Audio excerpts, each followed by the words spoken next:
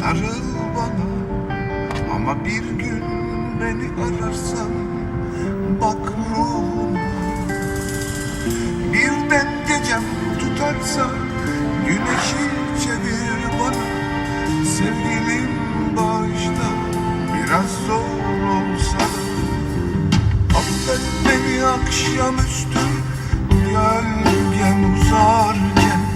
Öğleden sonra affet ne zaman istersen. Affet beni gece vakti ay doğmuş süzülürken.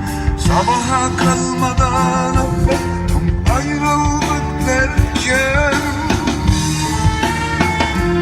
Çünkü sen çölüme yağmur oldun. Sen geceme gündüz oldun.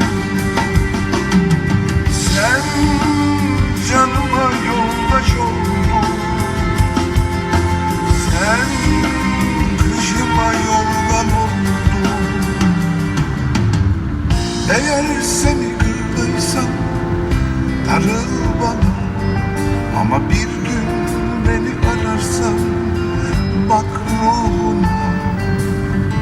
Birden gecem tutarsa güneşi çevir bana.